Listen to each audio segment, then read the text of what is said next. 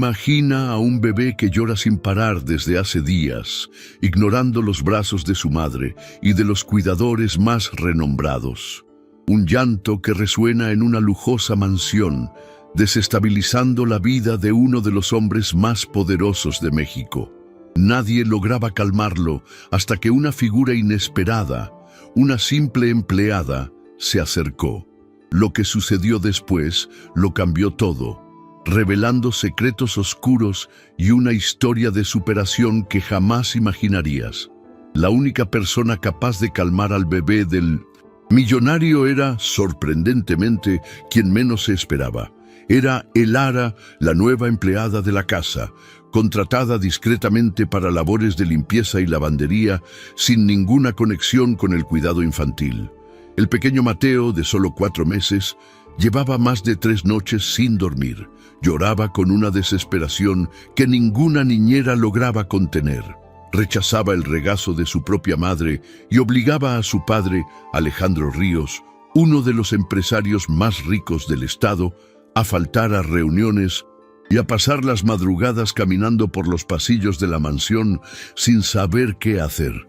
Ya habían pasado por allí 2 enfermeras particulares, una doula recomendada por celebridades y hasta un pediatra privado traído en avión desde Guadalajara.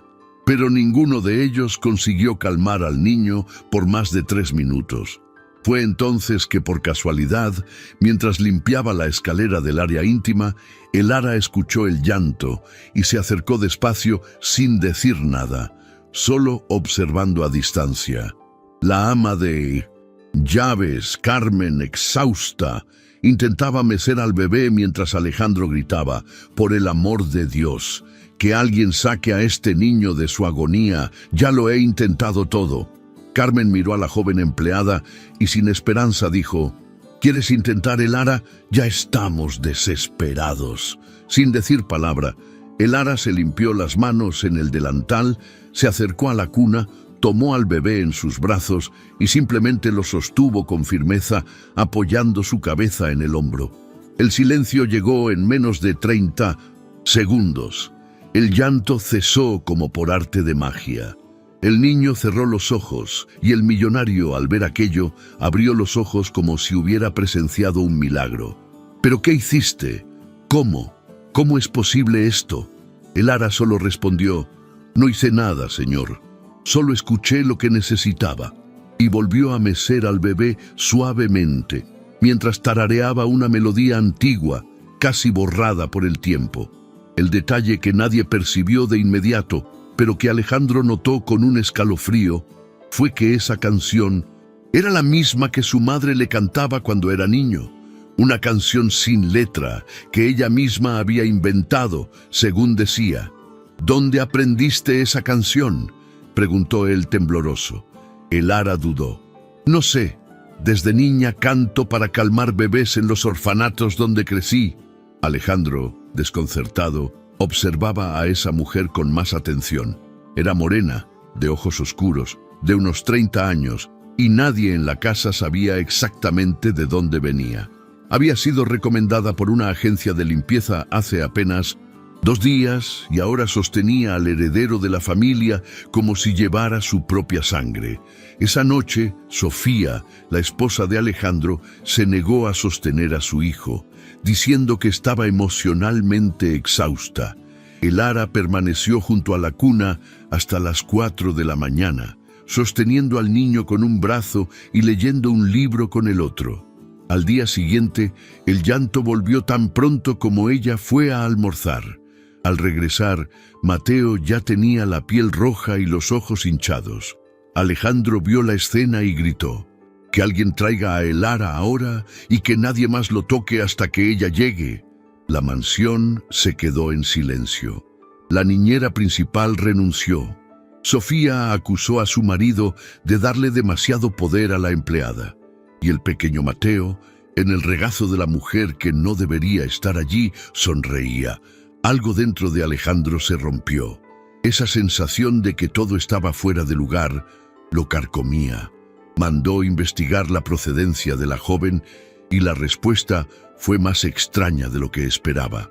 No existía Ningún registro válido de la contratación de Lara, ningún contrato, ninguna hoja de asistencia. La agencia que supuestamente la había enviado había cesado sus actividades hacía 6 meses. Alejandro la confrontó. ¿Puedes decirme quién te trajo aquí?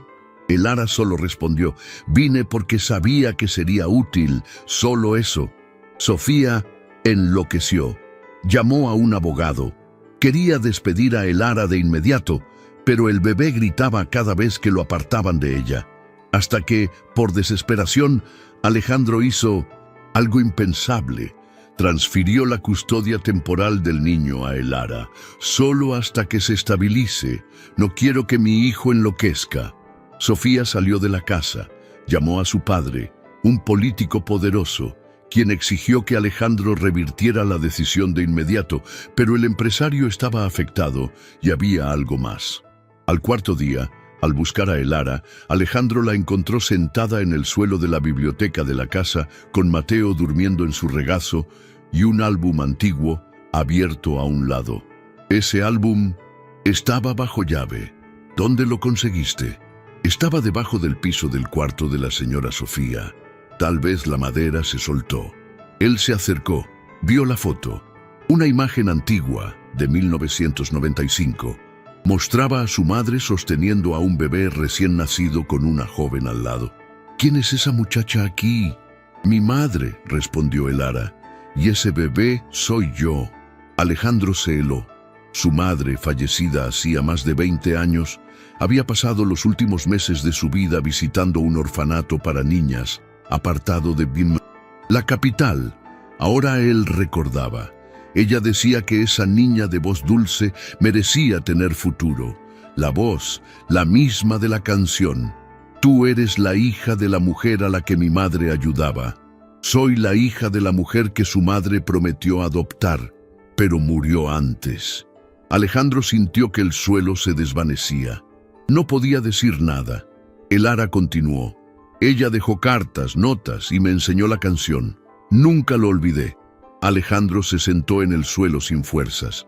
Su hijo se había apegado instintivamente a la única mujer en la casa que llevaba fragmentos de la única persona que le había dado seguridad en su infancia.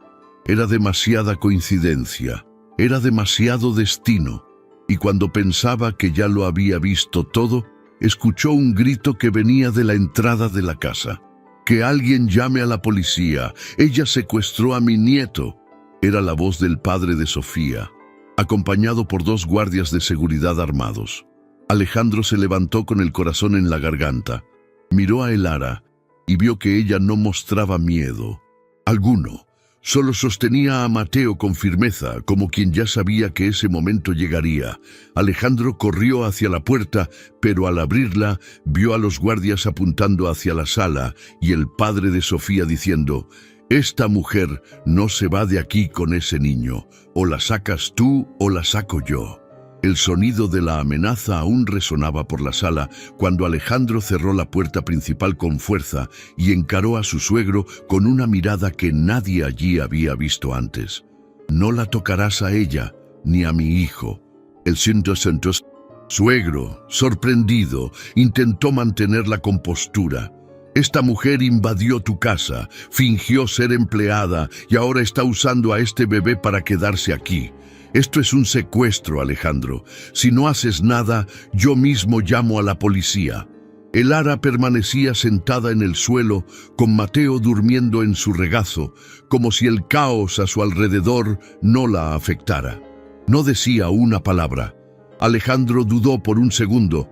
Luego respondió: «Puedes llamar y veremos quién será arrestado después de que los guardias muestren la grabación de su entrada con una credencial entregada por uno de tus hombres, porque la agencia que la recomendó estaba a nombre de un testaferro ligado a tu gabinete». El suegro abrió los ojos. «¿Me estás acusando de infiltrar gente en tu propia casa? Estoy diciendo que alguien intentó sabotear mi hogar y tú apareciste demasiado rápido cuando supiste que ella estaba con mi hijo. Demasiado rápido para alguien que ni siquiera visitaba a su nieto hacía semanas». El silencio fue Inmediato, Sofía apareció en lo alto de la escalera descompuesta escuchando todo. «Papá, ¿es verdad?» El suegro desvió la mirada. «Claro que no. Este hombre está descontrolado. Está dejando que una mujer sin historial lo manipule». Pero Sofía no respondió. Fijó sus ojos en Elara, luego en Mateo, luego en Alejandro. Y por primera vez pareció preguntarse por qué su hijo se había apegado tanto a esa mujer. Bajó lentamente los escalones, pisando descalza el frío suelo de mármol. Se sentó en el pinto sofá con las manos temblorosas. «Fui una pésima madre en los últimos días. No soportaba el llanto, no soportaba la presión. Me escondí». Alejandro se sentó a su lado. No estábamos preparados para esto, pero Mateo eligió con quién quería estar, y no fue por casualidad. Elara se levantó con el bebé aún durmiendo. «Puedo irme si quieren, pero el niño lo sentirá. Él sabe quién soy, incluso sin entender». Sofía miró al niño y vio su rostro tranquilo, sereno, completamente diferente de la desesperación de los últimos días. «Eres hija de esa mujer que mi suegra visitaba en el orfanato, ¿verdad?» Elara asintió. «Esa señora decía que un día volvería, pero no volvió. Entendí que había muerto, pero cuando descubrí que tenía familia, decidí buscar». Sofía respiró hondo. «¿Y ahora? ¿Qué quieres?» «Nada. Solo quería ver a quién dejó atrás. Y cuando vi a este bebé y sentí la forma en que lloraba, supe que necesitaba la misma canción que un día me salvó». Alejandro se levantó. «Elara, no irás a ningún lado. Este niño confía en ti y yo también. Y si es necesario, pondré tu nombre en el registro de empleados fijos de la casa ahora, con todos los derechos, con historial, con seguridad». El suegro se rió con burla. «Estás loco. Entregarás tu casa a una mujer que apareció de la nada. Darás poder a alguien que nadie conoce». Alejandro se acercó. «Quizás sea justamente por eso, porque nadie la conocía, porque siempre confiamos demasiado en el apellido y muy poco en la presencia». En ese instante, Mateo comenzó a despertarse en el regazo de Elara. Abrió los ojos despacio, miró a su padre, luego a su madre, y luego se aferró aún más al hombro de la mujer que lo sostenía. Era como si estuviera diciendo con el cuerpo lo que no podía con palabras.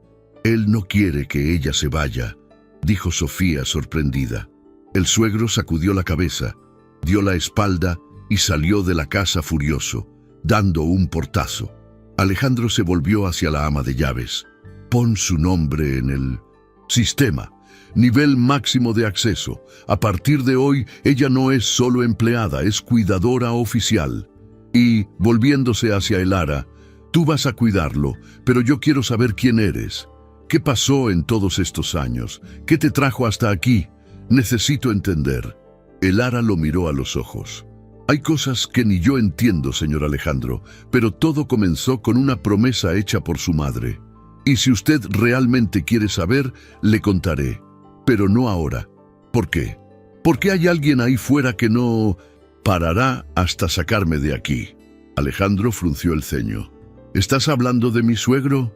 «No. Estoy hablando de quien realmente puso mi nombre en esa agencia. Él solo fue el rostro, pero quien dio la orden está por encima de él. Y si sigo aquí, tendré que involucrarte en esto también». Sofía se levantó. «¿Estás diciendo que nuestra casa fue infiltrada por alguien que quiere a nuestro hijo? No solo al hijo, quieren la estructura, quieren lo que esta familia representa. Y si me dejan quedarme, necesitan estar listos para lo que viene». Alejandro miró a su esposa, luego al bebé, luego a la mujer que cargaba a ese niño como si fuera su propia sangre. «Ya pasamos el punto de no retorno. Cuéntalo todo ahora». Y Elara, mirando por la ventana con los ojos atentos, respondió con firmeza. Elara se apartó de la ventana lentamente, aún con el bebé en brazos, mientras Alejandro y Sofía observaban sin saber qué esperar. El silencio era tan denso como el aire de la sala.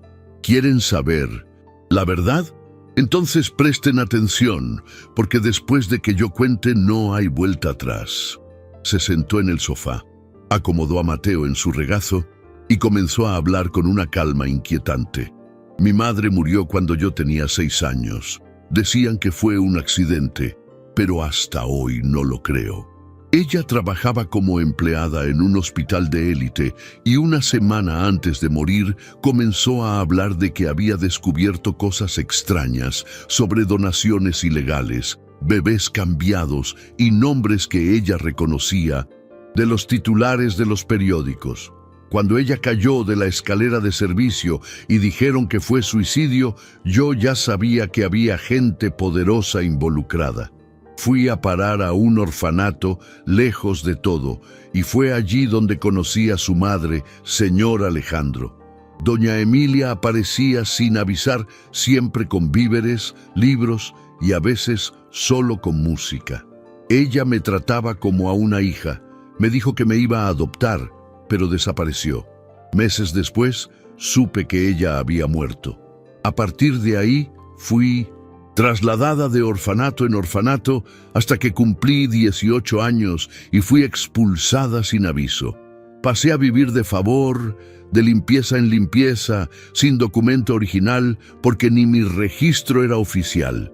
Yo era una sombra, señor Alejandro, que yo sabía que si moría nadie lo notaría. Hasta que hace 5 meses me llamaron para una conversación en una casa abandonada en el centro de la Ciudad de México. Un hombre me entregó un sobre con dinero y dijo que yo debía aceptar un empleo en una mansión, encargarme de la lavandería y obedecer cualquier orden.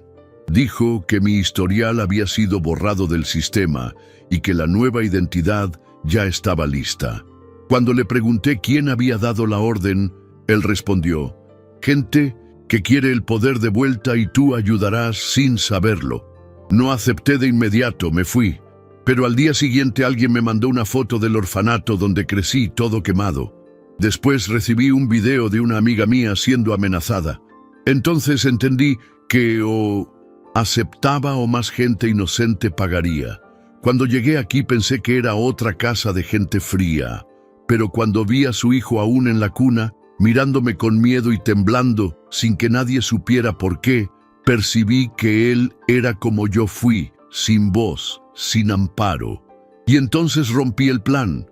Decidí protegerlo en lugar de seguir órdenes. Por eso me odian ahora, porque desobedecí a quien quería usar esta casa para mostrar poder.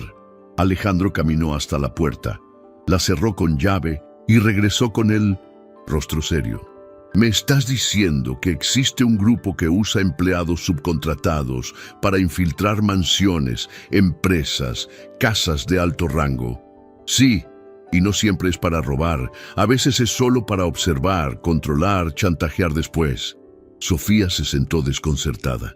¿Mi padre ya fue parte de esto? No sé, pero él aparece en los papeles que me dieron dentro del sobre. El ara sacó de su bolsillo una hoja plastificada y se la entregó a Alejandro. Era un contrato de donación a nombre de una empresa de la que nunca habían oído hablar, que vinculaba al suegro a transferencias a paraísos fiscales y nombres de políticos investigados. Estos papeles estaban guardados en un fondo falso del orfanato. Los escondí cuando supe que iban a casarme. Por eso entré en esta casa. Quería devolver esto al hijo de la mujer que me prometió un hogar. Alejandro se pasó la mano por el rostro. Creía que mi mayor problema era un bebé que no dormía. Ahora me dices que mi casa fue objetivo de infiltración. Mi suegro está ligado al lavado de dinero y la única persona confiable es la mujer que nadie aquí conocía hasta ayer. Es eso. Desde afuera, 2 coches negros se detuvieron en el portón. Sofía miró por la cámara y dijo: no es la policía, es seguridad privada. Alejandro miró a el ara. ¿Saben qué contaste? ¿Saben? ¿Y si te atrapan? Ellos irán tras el bebé, porque lo que está en juego aquí no es solo dinero. Es el apellido Ríos. Es el futuro de este niño como heredero de lo que ellos perdieron. Lo quieren en otro lugar bajo otra influencia. Y si no pueden tener eso, intentarán destruir todo lo que quede. Alejandro miró a su esposa. Sofía, en silencio, tomó su celular y comenzó a grabar. Nombre, fechas, todo. Habla, Elara. Vas a contar ahora y yo voy a guardar esto en los servidores internacionales de mi familia. Si vienen detrás, tendré con qué responder. Elara asintió. Comenzó en 1998 con un grupo que se llamaba Hermandad Azul. Y antes de que ella continuara, escucharon un ruido en la parte trasera de la casa. Uno de los vidrios de la cocina se hizo añicos. Alejandro se levantó, fue hasta la caja fuerte, tomó el arma que había heredado de su padre y dijo: ahora ya no es sobre el bebé, es sobre todo lo que intentaron esconder detrás de un llanto que nadie quiso escuchar. Los vidrios de la cocina aún crujían en el suelo cuando Alejandro cerró todas las cortinas de la casa, cerró las puertas y le pidió a Elara que subiera con el bebé hasta el cuarto más protegido, que estaba revestido de madera maciza y se encontraba en el centro de la mansión, sin ventanas externas. Sofía subió con ellos, sosteniendo el portátil con las grabaciones que acababan de hacer. Alejandro abrió la caja fuerte nuevamente, pero esta vez no tomó solo el arma heredada de su padre. Retiró también un sobre sellado que nunca había abierto. Estaba allí desde el fallecimiento de su madre. En el frente, escrito a mano, se leía: para cuando seas padre. El corazón se aceleró, rasgó el sello. Dentro, 3 hojas dobladas. Era una carta escrita por su madre 2 meses antes de morir. El texto decía que en el pasado ella había intentado adoptar a una niña del orfanato, Hermana Luz, pero fue impedida por presiones externas y amenazas que la dejaron con miedo de poner en riesgo a su propia familia. Decía también que había recibido avisos de que, si insistía en dar el apellido Ríos a esa niña, sería desmoralizada públicamente. La madre desistió de la adopción, pero continuó visitando a la niña en secreto, llevando ropa, libros y una única canción creada por ella como forma de mantener el vínculo. La música, la misma que Elara cantaba. Alejandro sintió la garganta cerrarse. El nombre de la niña mencionado en la carta era exactamente el mismo de la mujer que ahora cuidaba a su hijo. La carta terminaba diciendo: si un día encuentras a esa niña ya adulta y ella está a tu lado, no la expulses. Ella es el único puente entre lo que fui y lo que tú aún. Y puede ser. Alejandro miró la hoja como si quemara en sus manos. Un grito vino del piso de arriba. Hay alguien en el jardín lateral. Era Sofía espiando por las cámaras internas. Alejandro subió corriendo. Vio a 3 hombres encapuchados rodeando la parte trasera de la mansión, portando linternas y un objeto que parecía una palanca de presión. «¡Llama a la policía ahora!», gritó. Pero el celular de Sofía ya no tenía señal. El internet se había caído minutos antes. «Ellos cortaron todo», dijo Elara. «Esto es un ataque coordinado». Alejandro volvió a la oficina. Activó manualmente el botón de pánico conectado al sistema de alarma, pero nada sucedió. El sistema no respondió. Ellos lo desactivaron por dentro. «Hay alguien en la casa». Sofía abrió los ojos.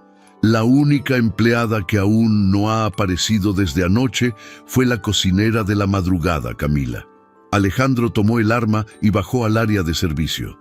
La puerta entreabierta, vajilla limpia, pero ninguna señal de la cocinera. El interfono interno emitía un sutil silbido, como si alguien estuviera escuchando. Pero sin responder, él se acercó, apretó el botón y dijo: «Si aún estás aquí dentro, que sepas que el niño está protegido y que si tocas a cualquiera de nosotros, pagarás con tu propia vida». Nada, solo estática. De repente, una trampilla del armario lateral se abrió sola. Uno de los antiguos empleados había revelado que ese compartimento conectaba con el antiguo pozo desactivado de la mansión que llevaba al jardín. Exterior. Alejandro entró con la linterna acoplada al arma. Al pasar por la estrecha escalera de piedra, escuchó pasos apresurados y vio una sombra corriendo por el túnel. Disparó un tiro hacia arriba, solo para asustar. La sombra se detuvo. Una voz femenina respondió: «No querrás matarme, Alejandro, porque sé quién mandó a casarte». Era Camila, la cocinera, o quien fingía ser. «¿Quién te mandó?», preguntó Alejandro jadeando. «El mismo que destruyó a tu madre por intentar adoptar a una niña, fuera de lo normal. El mismo que financió campañas con dinero sucio para mantener a la familia Ríos bajo control. ¿Estás hablando del padre de Sofía? Estoy hablando de quien está por encima de él, de quien creó la Hermandad Azul». Alejandro bajó el arma. «¿Esa organización es real entonces? Más real de lo que piensas. Y este niño que tuviste, tu hijo, él es la clave para algo mayor, porque su sangre lleva la unión de dos linajes que nunca deberían cruzarse. Y si dejas que esta mujer lo cuide, todo el plan se desmoronará». Alejandro subió de nuevo por la escalera. Camila no lo siguió. Cuando él llegó al piso de arriba, encontró a Elara con el bebé en brazos y a Sofía tecleando en otro portátil. «Estoy intentando reconectar el internet por un chip externo. Si lo consigo, puedo enviar la grabación de la confesión de Camila a los servidores externos de nuestra holding». Ella confirmó que alguien está usando al niño para alcanzar un objetivo mayor, que Mateo es más que un heredero. «Él es una unión peligrosa», dijo Elara, «porque tu sangre lleva el imperio y la mía lleva la memoria. Juntos somos todo lo que ellos querían mantener separado». Alejandro tomó al bebé en brazos por primera vez en semanas y sintió un escalofrío recorrer su cuerpo. «Él no es solo mi hijo, él es lo que queda de todo lo que borraron». Un estruendo sonó en el área de servicio. Era el portón trasero cediendo. Sofía gritó: «¡Van a invadir! ¡No hay más tiempo!». Alejandro miró a Elara y preguntó: «¿Tienes cómo salir de aquí con él a salvo?». Ella asintió: «Pero necesitaré que confíen en mí, 100%. Sofía lloraba. «¿Crees que no confiamos ya? Llévalo, pero promete que traerás a mi hijo de vuelta». Elara sostuvo a Mateo con más fuerza. «No solo lo traeré de vuelta, destruiré a quien intentó borrar su historia». Cuando Elara atravesó el lateral de la mansión con Mateo atado a su propio cuerpo por una sábana doblada, el portón trasero ya había cedido y dos hombres, encapuchados, cruzaban la cocina en dirección a la sala central, donde Sofía intentaba engañar al sistema de vigilancia con videos grabados horas antes. Alejandro se mantenía en posición al lado de la escalera con el arma en la mano, listo para disparar, pero con la mente dividida entre proteger su casa y garantizar que Elara escapara con su hijo. La ruta de escape había sido planeada en menos de 5 minutos. Salir por la lavandería, escalar el muro exterior por una escalera auxiliar y cruzar el jardín trasero, donde el viejo jardinero de la casa, Octavio, un hombre de 68 años y medio sordo, había dejado el portón sin llave bajo la orientación de Alejandro. Pero al doblar la esquina, Elara sintió que su pie se hundía en el suelo de grava y escuchó un clic metálico que venía de abajo. Se detuvo en el acto. Uno de los hombres en la radio escondida en los arbustos gritó: «Ella activó el campo. Ve, tómala ahora». Ella se tiró al suelo, protegiendo al bebé con su propio cuerpo. Una red de contención emergió de debajo de la tierra, armada con sensores de proximidad. Era una trampa montada anticipadamente.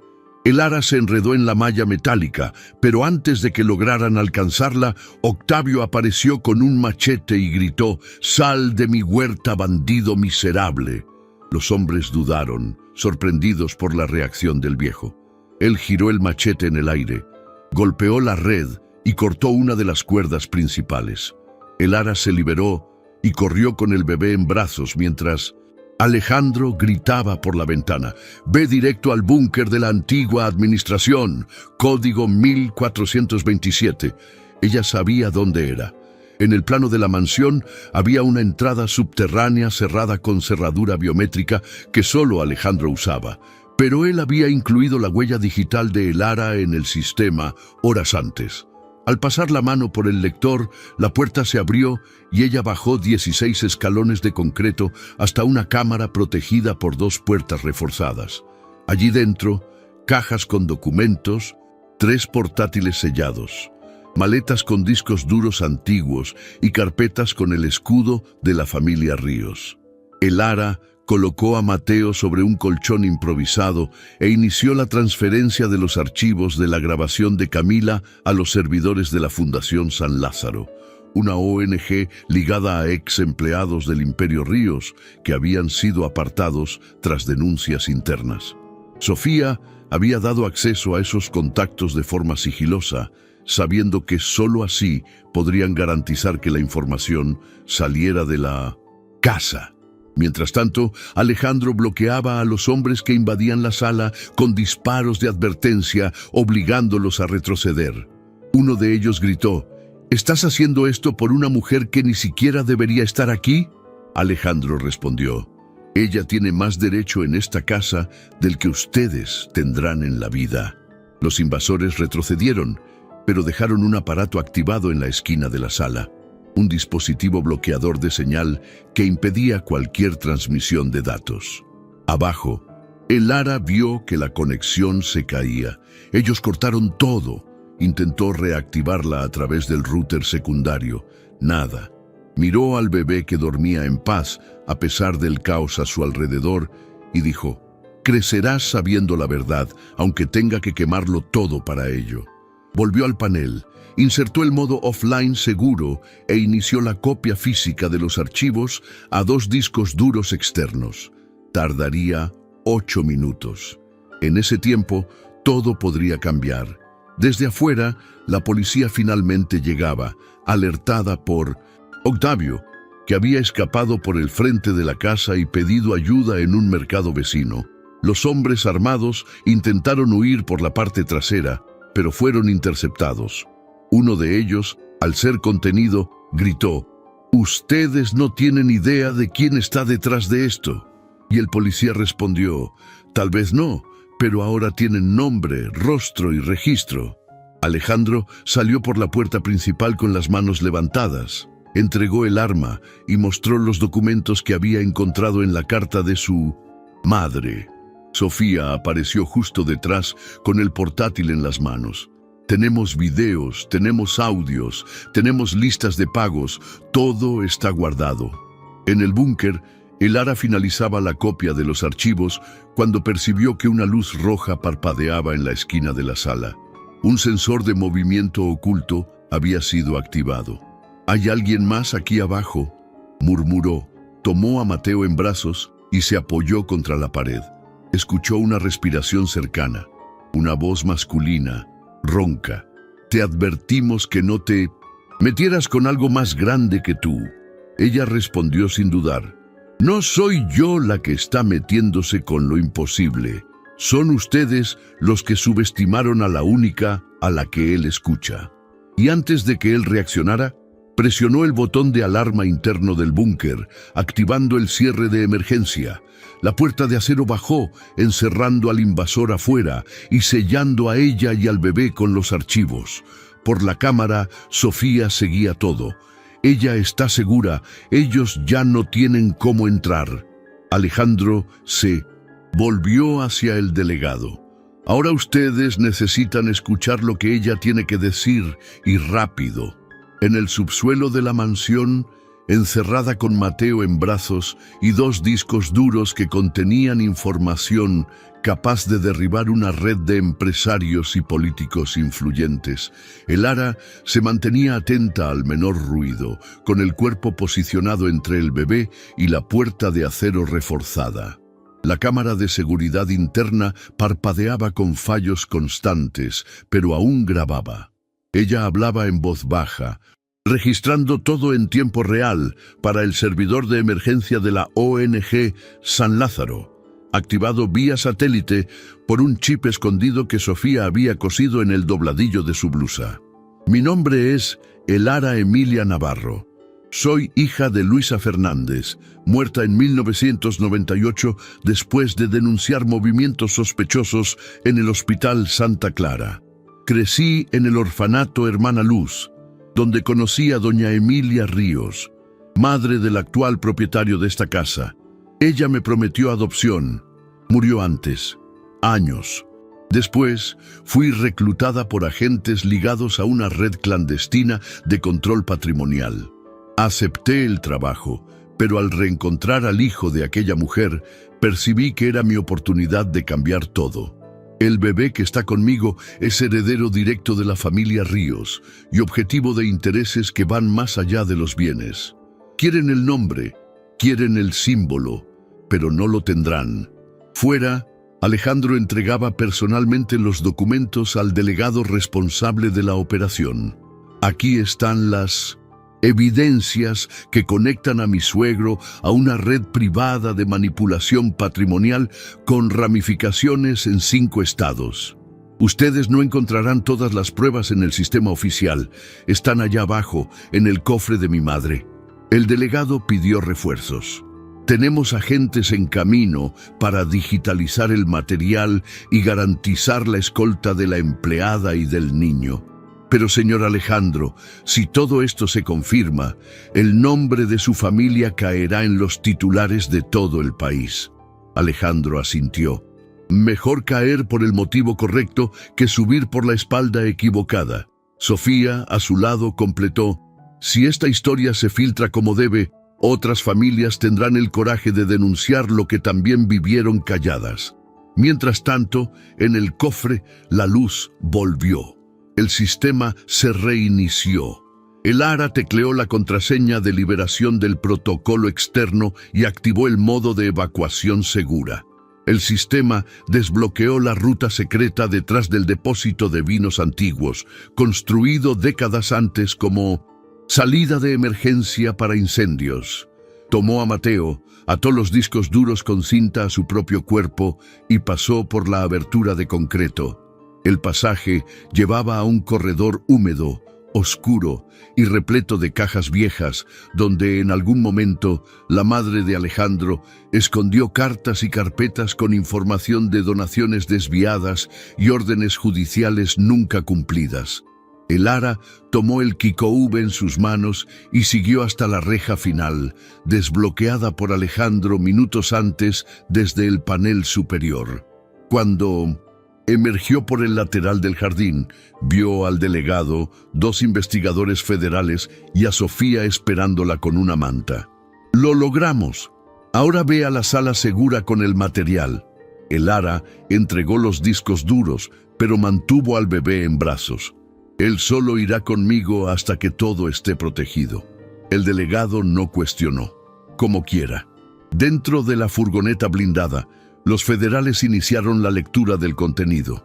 Carpetas encriptadas, fotos, videos, hojas de cálculo y registros de transacciones ilegales que databan desde 1993, todos con nombres, valores, fechas y destinos. Uno de los investigadores murmuró: «Esto es el fin de la Hermandad Azul». Sofía, ahora descalza y cubierta de polvo de la casa, se sentó en la acera y se rió.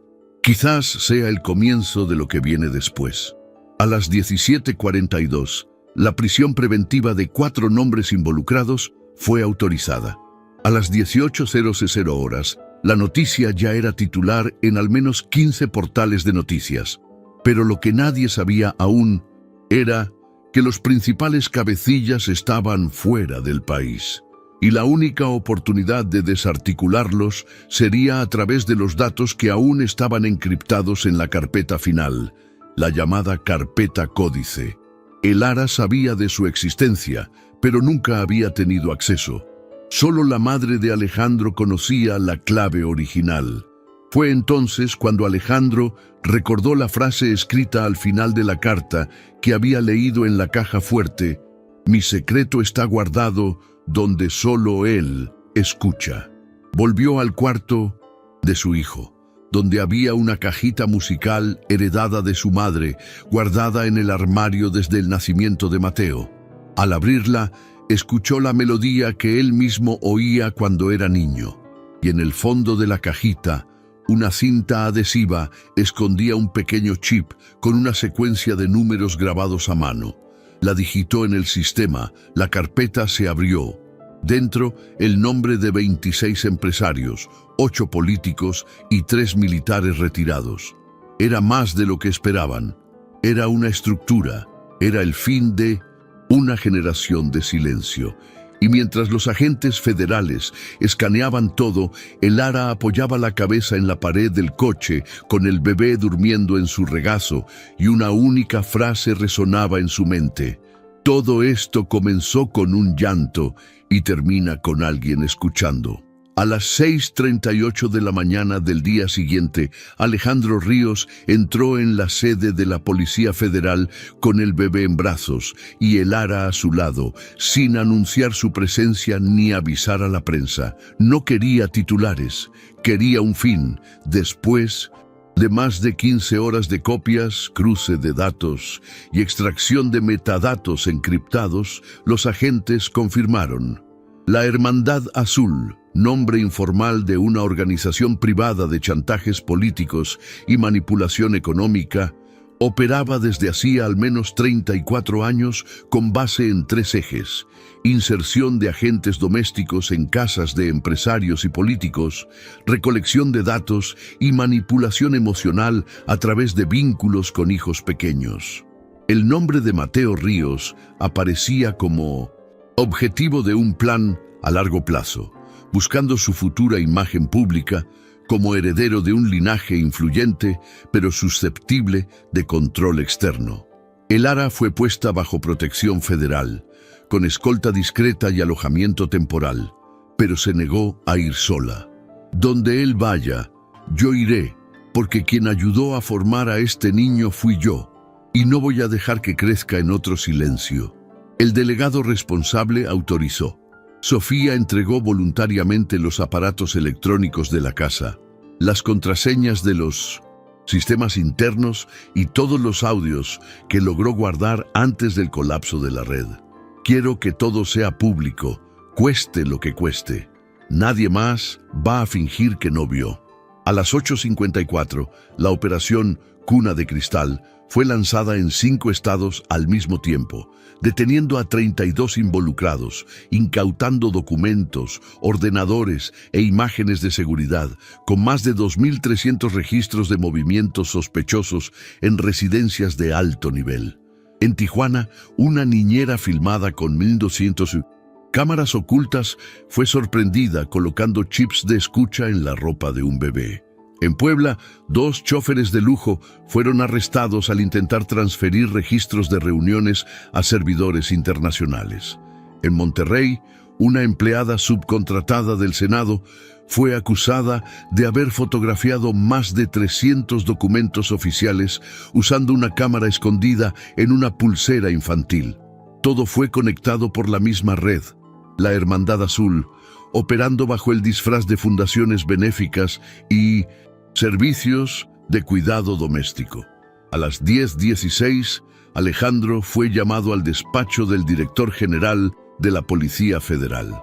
Usted sabe que su nombre será masacrado por esto, ¿no? Intentarán destruirlo en los periódicos, entre bastidores, en los consejos. Alejandro respondió sin dudar. Mejor ser atacado por decir la verdad que elogiado por callar mientras mi hijo se convierte en producto de chantaje. En casa, la mansión Ríos fue sellada. Sofía prefirió mudarse con su hijo y con el Lara a un apartamento provisional en el interior de Jalisco, donde reconstruirían todo lejos de las cámaras.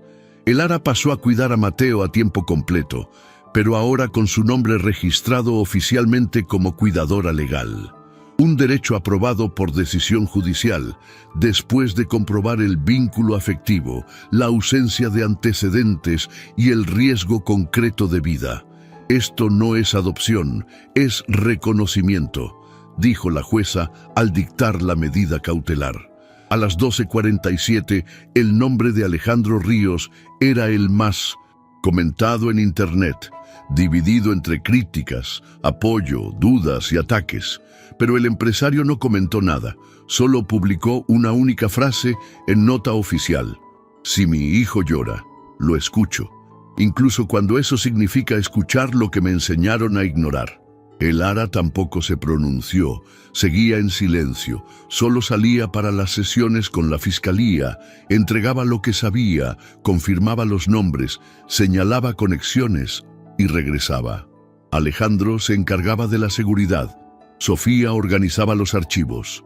Era como si los tres formaran por fin una familia, aunque bajo ataque.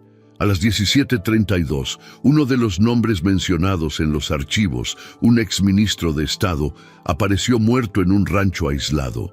La sospecha de eliminación de pruebas fue inmediata. La Policía Federal reforzó la escolta de El Lara. Alejandro firmó un término de responsabilidad por su integridad. A las 18:00 horas, el bebé Mateo tuvo fiebre. El Lara pasó la noche despierta junto a la cuna con el mismo canto de siempre, la melodía de la abuela del pasado, la melodía que abrió toda esta historia. Alejandro se acercó, puso su mano en el hombro de ella y dijo: «Sabes que esto solo está empezando, ¿verdad?». Y ella respondió: «Por eso sigo aquí». Y lo que ninguno de los dos sabía era que en el subsuelo de la casa antigua sellada aún había un armario escondido detrás de la biblioteca, donde un antiguo grabador había sido activado por sensor y alguien en otro país ya había comenzado a escuchar todo.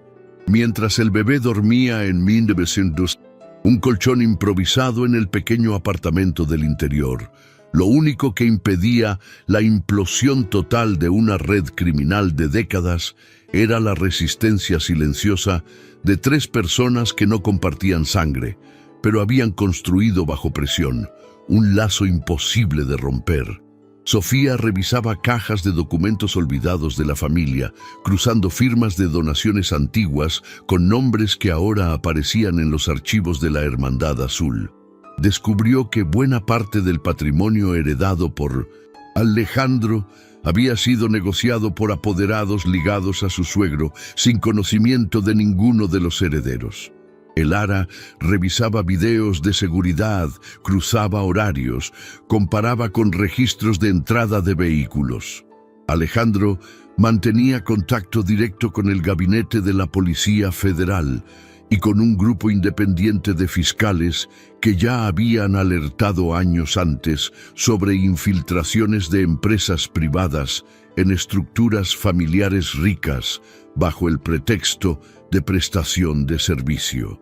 A las 9:15 de la mañana, una nueva orden de arresto fue expedida contra el exdirector de la empresa que prestaba servicios de recursos humanos a Casa Ríos, responsable de intermediar la contratación de más de 60 empleados en residencias de alto nivel.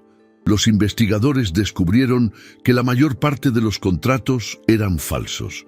Las fichas de los empleados eran impresas en secuencia numérica, con los mismos errores gramaticales y direcciones inexistentes. La empresa, llamada Valor Ético Servicios, había recibido transferencias de al menos 4 grupos políticos y empresas de seguridad. Uno de los hombres arrestados en Puebla confesó que el plan original era mantener vigilancia constante sobre casas de herederos ricos desde el nacimiento de los niños para garantizar la manipulación futura de la imagen pública, la influencia emocional y la posible captura de decisiones estratégicas por chantaje. «Calmas al hijo y dominas al padre», dijo el declarante. El Lara observaba todo en silencio. Sabía que Mateo no era un bebé cualquiera. Él era el centro de una guerra invisible. La casa que antes fuera solo un hogar, ahora era un campo de batalla, y lo que la sostenía era la escucha, el vínculo, el coraje de no callar. A las 11:00 horas, Alejandro fue llamado para declarar oficialmente. Llevó consigo el portátil con el video de la conversación entre él y Camila en la trampilla de la casa, donde ella admitía actuar bajo órdenes externas. La fiscal responsable pidió que se mantuviera en 1900 secreto. Este material nos ayudará a encuadrar a los cabecillas como organización criminal con el fin de control institucional. Al mismo tiempo, Sofía recibió una llamada anónima diciendo que su madre, fallecida hacía 7 años, había dejado una carta cerrada en una antigua caja fuerte del banco, dirigida a su hija. Al ir a la sucursal y presentar los documentos, recibió una caja de madera con el escudo de la familia. Dentro, una carta manuscrita decía: «Hija mía, si estás leyendo esto, es porque finalmente decidiste escuchar. La élite que creamos fue construida sobre acuerdos que yo nunca pude contestar. Pero tú puedes. Elige la verdad, aunque cueste todo. No tengas miedo de la mujer que tu hijo va a llamar madre. Ella es más hija nuestra que mucha gente con nuestra sangre». Sofía lloró en silencio, llamó a Elara. «Mi madre me dejó una carta y en ella dijo que tú eres familia. Así que ahora se acabó. Te quedas con nosotros y no se discute más». Elara no respondió, solo cerró los ojos y abrazó a Mateo con fuerza. A las 14:20, Alejandro regresó de la declaración e informó: «Ellos intentarán frenar el caso. Los abogados de los acusados usarán un recurso de secreto total. Alegaron que los documentos pueden violar acuerdos internacionales de seguridad. Si esto pasa, todo lo que hicimos desaparecerá». Sofía, que leía una nueva acta digital con los nombres ocultos de supuestos accionistas fantasma de la empresa Valor Ético, respondió: «La única forma de vencer esto es mostrarle al país entero todo sin filtro». Elara estuvo de acuerdo. Si quieren controlar a un niño, que vean al niño crecer delante de todo el mundo y no en una casa vigilada. Fue entonces cuando Sofía tuvo la idea final. Un documental entregaría todas las imágenes, grabaciones, audios y documentos a un equipo de cineastas independientes con historial de denuncias internacionales. Ya conocía a uno de ellos, exalumno de la Fundación Cultural de la Familia. La única forma de matar una red de silencio es obligarla a hablar en voz alta. El mismo día, el material comenzó a ser editado. Alejandro cedió el nombre. Elara cedió los archivos. Sofía abrió el archivo a las 17:55. El documental se tituló Llanto Silencioso, México, el que crece enmudecido. El estreno sería en 15 días, con sesiones simultáneas en universidades, sindicatos, cines de barrio y redes alternativas. El mismo día, el nombre de Mateo fue incluido oficialmente en el registro de tutela conjunta de Sofía y Elara, con reconocimiento judicial de vínculo afectivo y protección integral en situación de riesgo. A las 21:00, ya en el apartamento, Elara recibió un mensaje en un número antiguo, un archivo de audio. Al darle reproducir, escuchó la voz de su madre. Una grabación antigua rescatada por uno de los fiscales. Era el único recuerdo real. Ella decía: «Hija, si algún día alguien te escucha, canta, porque si el mundo escucha tu voz, nadie más te callará». Elara apretó al bebé contra su pecho y comenzó a cantar bajito, sin percibir que Sofía grababa en silencio con el celular. Esa grabación abriría el documental. En la semana anterior al estreno del documental, el país entró en ebullición. La filtración parcial de los archivos presentados por el equipo de investigación reveló un modelo estructurado de dominación familiar bajo el disfraz de asistencia doméstica, donde los empleados eran reclutados para infiltrarse en casas influyentes y manipular relaciones afectivas desde el nacimiento de niños herederos. El nombre de Mateo Ríos apareció en segundo lugar en la lista de objetivos prioritarios, acompañado de la observación: niño sensible, alta influencia emocional, potencial de conversión de imagen pública. La frase bastó para conmover a millones. El hashtag Dejen Mateo Vivir se convirtió en trending topic mundial en menos de 4 horas. Alejandro rechazó entrevistas. Sofía bloqueó todos los accesos de prensa. Pero Elara, incluso sin experiencia en nada parecido, grabó un video con su celular antiguo y lo publicó en un canal comunitario de la zona norte, diciendo solo: "No es sobre mí ni sobre el dinero, es sobre el derecho de un bebé a crecer, sin ser objetivo de gente que nunca lo miró a los ojos". El video fue visto por más de 13 millones de personas en 3 días. A las 8:00 de la mañana del día del estreno, Alejandro se reunió con 2 fiscales de la República y entregó un dossier extra, grabaciones de su propia madre, hechas entre 1994 y 1996, donde ella mencionaba con nombres y fechas encuentros forzados con directores de bancos, fundaciones y empresas que prometían protección a cambio del control de los herederos. En una de las grabaciones, doña Emilia decía: "Quiero que mi hijo crezca libre, aunque tenga que salir de la historia para eso". Los audios fueron autenticados por peritos y anexados al proceso principal, sirviendo como prueba de que el intento de control familiar venía siendo planeado desde hacía al menos 3 décadas. Elara pasó a Pinto Cinta, ser tratada como testigo clave, con refuerzo de seguridad y derecho a declarar en secreto. Alejandro y Sofía decidieron que no asistirían al estreno del documental en ninguna sala VIP. Fueron juntos con Elara hasta una escuela pública en el centro, donde una sesión abierta se llevaba a cabo en la cancha de deportes. Entraron por los laterales, se sentaron en las sillas de plástico y se quedaron en silencio. Cuando la imagen de la cajita de música apareció en la pantalla, con la melodía siendo tocada por la voz de Elara mientras Mateo dormía, hubo un silencio tan profundo que nadie siquiera respiraba. Y cuando la frase final del video fue exhibida: "Nadie nació para ser vigilancia, pero todos nacimos para ser cuidados", la cancha entera se levantó y aplaudió por más de 8 minutos. Sofía lloraba. Alejandro mantenía su mano sobre la pierna de Elara. Mateo, en su regazo, sonreía. A la mañana siguiente, la red que había sostenido a la Hermandad Azul desde su origen comenzó a desmoronarse. 3 exministros entregaron documentos voluntariamente. Un juez jubilado, que figuraba en las hojas de cálculo del grupo, pidió disculpas públicas y renunció al secreto bancario.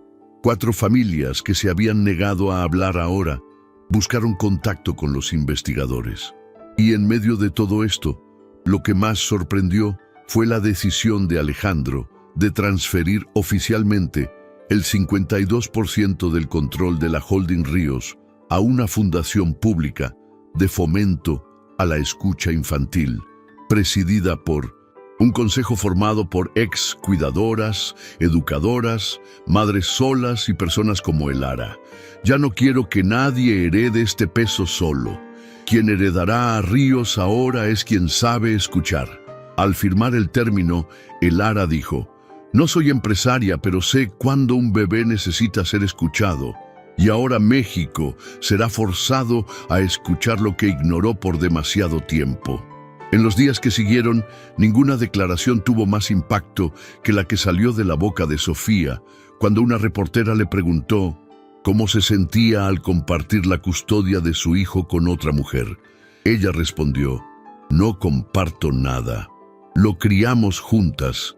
Y si hay alguien con quien confío el alma de mi hijo, es con quien lo escuchó cuando yo solo quería silencio".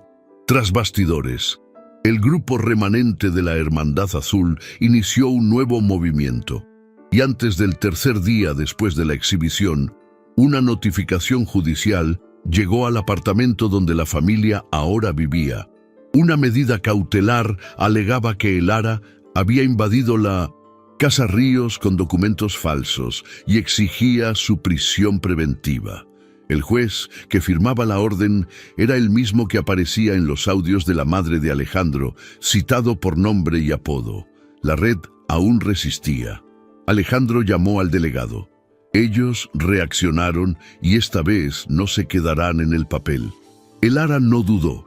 Tomó su mochila, colocó a Mateo en su regazo y dijo: «Si intentan sacarme de aquí, será delante de todo el mundo, y con él mirando, y entonces entenderán que ya no es sobre mí, es sobre el país que elige quién escucha y quién manda callar».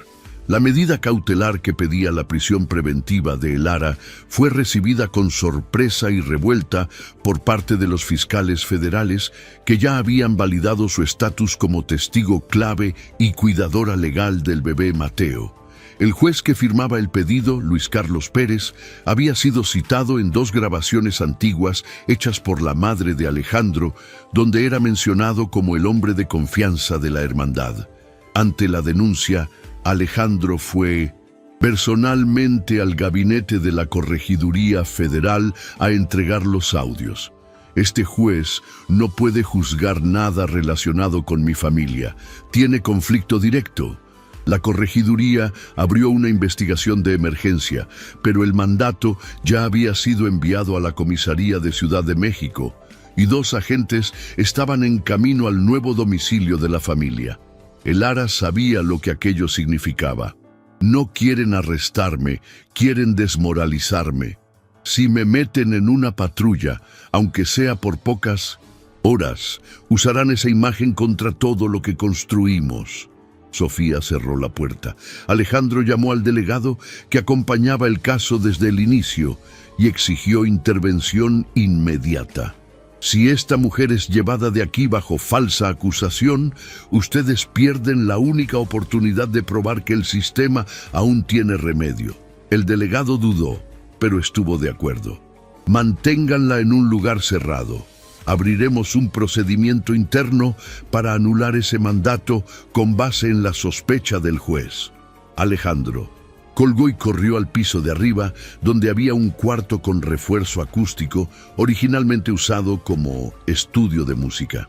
Prepararon el espacio, colocaron una cuna improvisada, un mini frigorífico y una hamaca para que Lara se quedara allí con Mateo el tiempo que fuera necesario. «Si intentan subir aquí, tendrán que pasar por mí», dijo Sofía. Desde fuera, 2 hombres bajaron de un coche plateado con una copia del mandato en las manos. Fueron recibidos por Alejandro, quien exigió ver la identificación, grabó todo en video y dijo que la decisión estaba siendo impugnada por una instancia superior. Los agentes no forzaron la entrada, pero mantuvieron el coche frente al edificio.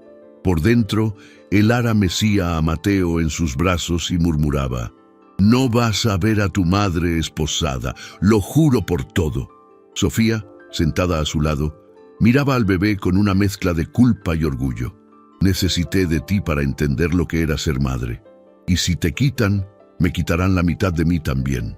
A las 14:57, el Procurador General emitió una nota oficial declarando nula la medida cautelar del juez Pérez y autorizando una investigación sobre su actuación en los últimos 15 años. La decisión calmó los ánimos por algunas horas, pero la tensión ya estaba instaurada. Grupos de extrema derecha comenzaron a publicar videos diciendo que Lara era una infiltrada que manipulaba a la familia Ríos, que usaba al bebé para ganar poder. Algunos perfiles llegaron a divulgar fotos antiguas de ella en orfanatos con leyendas como: «Esta es la mujer que ahora manda en una fortuna». Alejandro interpuso una solicitud para eliminar los contenidos, pero sabía que el daño ya había comenzado. A las 18:00 horas, Lara le pidió que se sentara. «Señor Alejandro, quiero hacer un video sin maquillaje, sin cortes, sin edición. Solo yo, usted, Sofía y Mateo. Quiero que contemos la verdad». Sofía montó la cámara en el trípode, la encendió y Lara comenzó.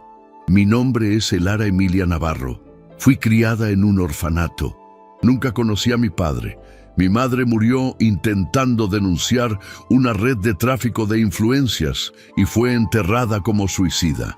Crecí en silencio hasta que reencontré muchos años después al hijo de la mujer que intentó adoptarme y fue impedida por gente que hoy intenta callar mi historia de nuevo. Pero ahora hay una diferencia. Tengo nombre, tengo voz y tengo a alguien que escucha». Sofía habló a continuación. Soy Sofía Ríos, madre de Mateo, y digo públicamente, si alguien salvó a mi hijo, fue esta mujer, y si intentan tocarla, se enfrentarán a una madre. 2.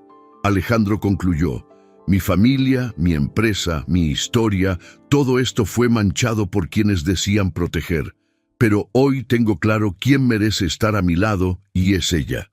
Y quien no acepte esto, que se retire.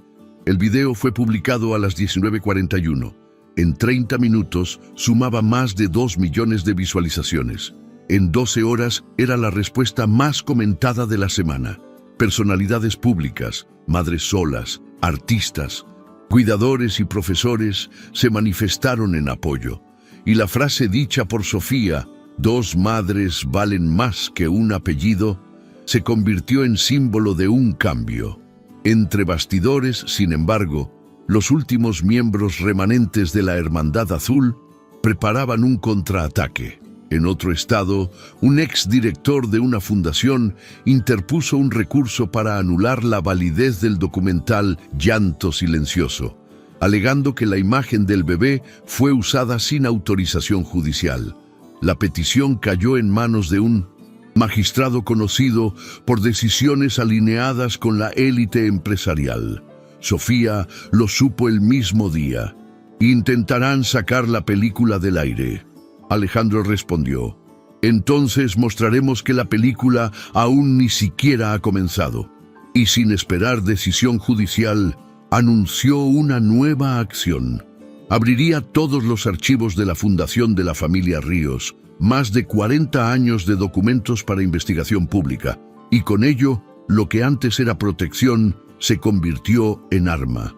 La decisión de Alejandro Ríos de abrir el archivo completo de la Fundación Familiar para investigación pública tomó al país por sorpresa.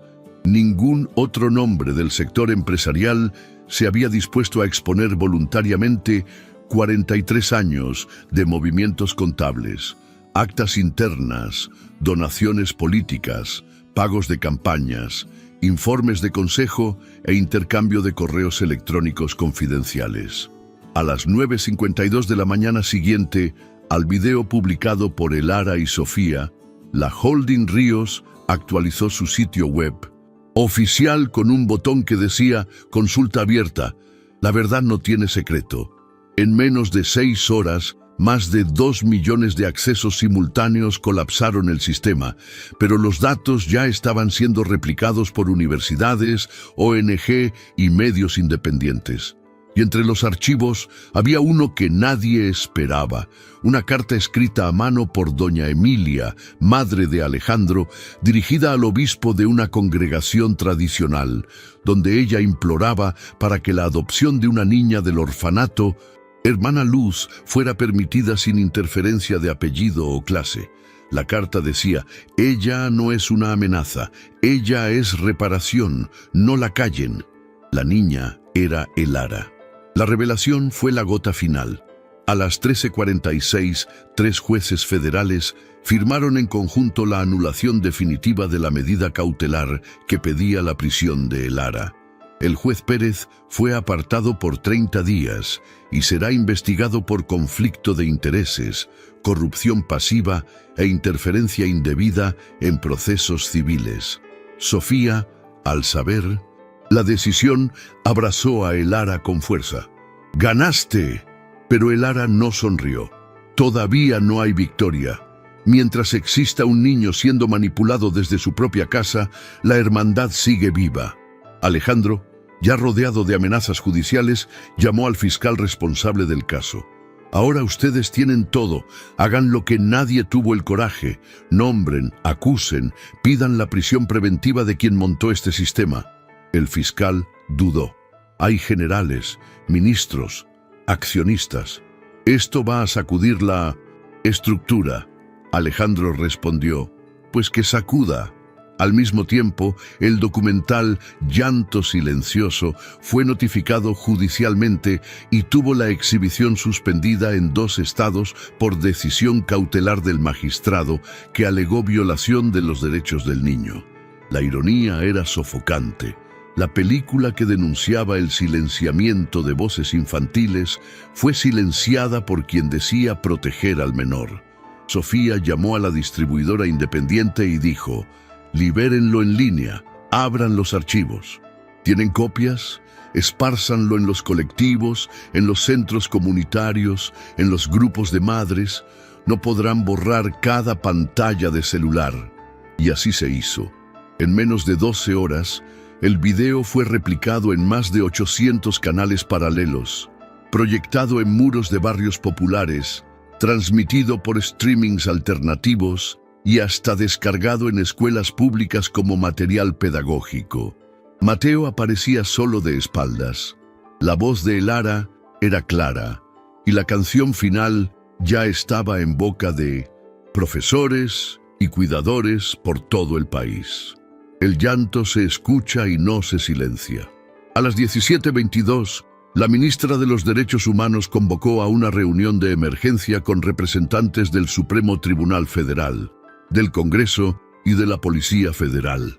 El tema era único: la nueva configuración de la protección civil familiar ante intentos de infiltración institucional. El nombre de Elara fue citado 17 veces. Ella no estaba presente. Estaba en casa sola con Mateo, cantando bajito, mientras sus padres se reunían con fiscales. En ese mismo instante, un nuevo intento de desmoralización era ejecutado en la Ciudad de México. Un ex empleado de la Fundación Ríos divulgó fragmentos editados de videos internos donde Elara aparecía desmayada por agotamiento. Las imágenes fueron usadas fuera de contexto y se viralizaron con leyendas como «ella no está mentalmente estable» o «bebé en riesgo con cuidadora colapsada». Sofía respondió con un video directo: «Nadie protege más a este bebé y que ella. Si esto es colapso, ¿qué llaman ustedes abandono emocional?». El mismo día, una psicóloga referente en desarrollo infantil grabó un dictamen espontáneo diciendo que el vínculo entre Mateo y Elara era ejemplar, estable y protector. La hermandad lo intentaba, pero el país ahora observaba. A las 21:00 horas, Alejandro convocó a una conferencia de prensa y dijo: «El sistema que aceptamos por tanto tiempo no nos protegió, solo nos domesticó.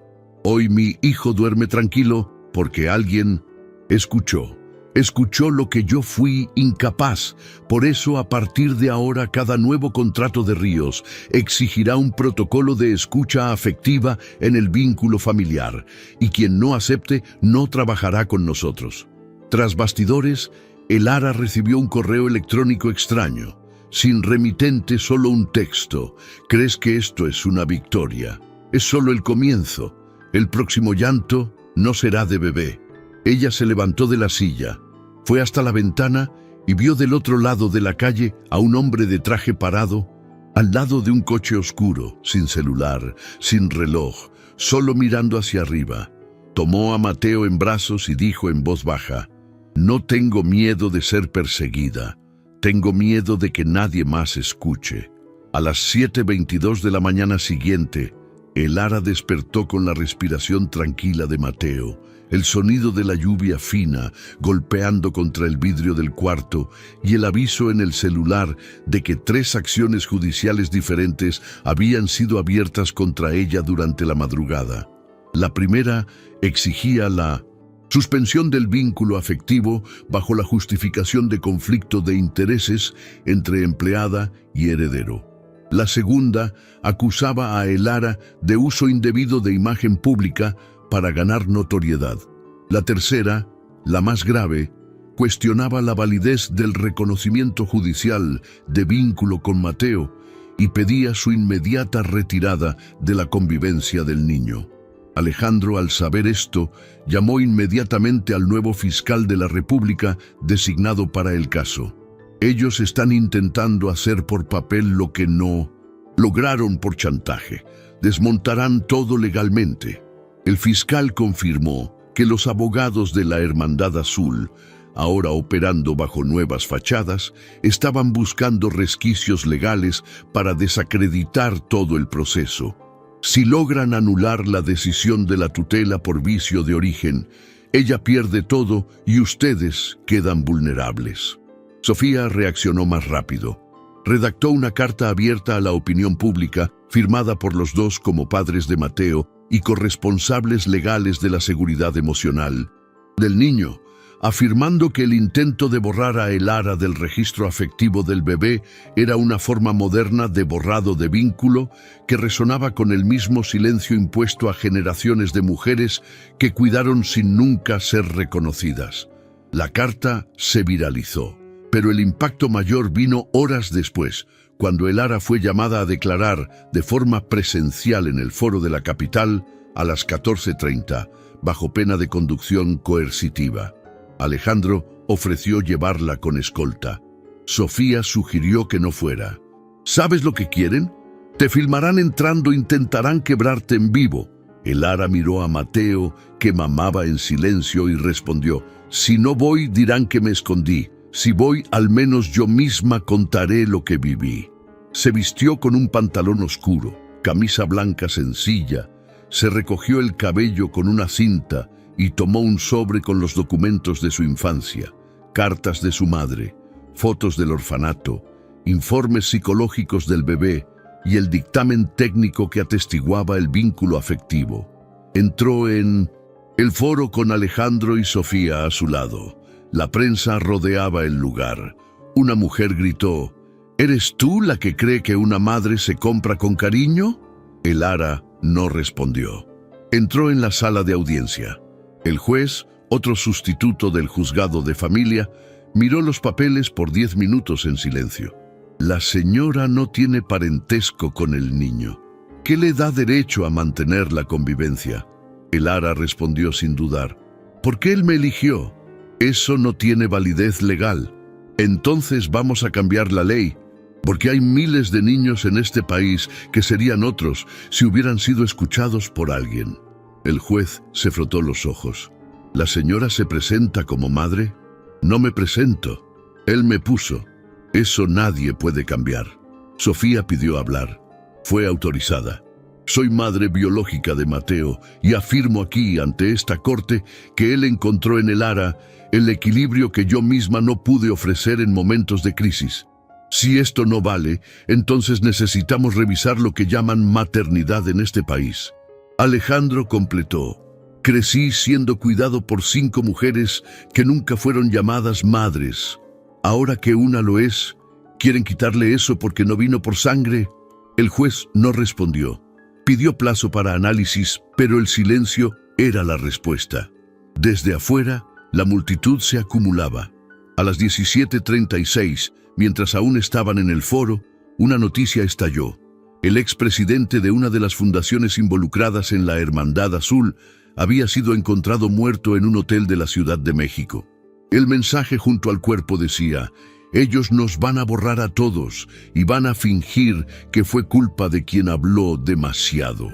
El caso fue tratado como suicidio, pero los investigadores ya sabían. Era eliminación de pruebas. Elara fue llevada de vuelta al apartamento bajo escolta. Mateo dormía. Ella tomó al bebé en brazos y miró a Alejandro. Ahora se acabó. Ellos dejarán de jugar. Alejandro respondió: ahora comienza, porque ahora está claro que tocamos donde nadie tuvo coraje. Sofía abrió el búho. Ordenador. Hay una reunión del Consejo Nacional de la Infancia en 2 días. Debatirán vínculos afectivos no biológicos. Quiero que hables allí. Elara dudó. Sabes que si hablo allí, intentarán derribarme en vivo. Por eso mismo, porque en vivo el país entenderá quiénes son los monstruos. A las 21:05, mientras Mateo dormía, Alejandro recibió una llamada. Era del guardia de seguridad del edificio. Hay un hombre en el estacionamiento subterráneo. Dice que conoce a la señora Elara. Se niega a irse. Bajó. Encontró al hombre parado al lado de una moto antigua, ojos hundidos, barba sin afeitar. ¿Quién eres? El hombre respondió: soy el hermano de Elara. Fui sacado del orfanato a los 13 años y desaparecieron conmigo. Ahora quieren callarla y yo sé todo. Alejandro miraba fijamente al hombre frente a él, parado al lado de la moto vieja, vistiendo una chaqueta desgastada y con los ojos de quien cargaba años de peso que nadie nunca vio. ¿Cómo así, hermano de Lara? Ella nunca mencionó a nadie. El hombre asintió con la cabeza, porque creyeron que había muerto. A los 13 años fui transferido del orfanato Hermana Luz a una tal Unidad 49, un centro que no figuraba en ningún registro público. En realidad era un almacén sin nombre, sin ventana, sin familia. Nos entrenaban a obedecer, observar, memorizar, usar uniforme. Decían que nos harían empleados ejemplares, pero era mucho más. Era un centro de formación de la Hermandad Azul. Alejandro dio un paso hacia atrás. ¿Estás diciendo que preparaban niños para infiltrarse en las casas de familias ricas?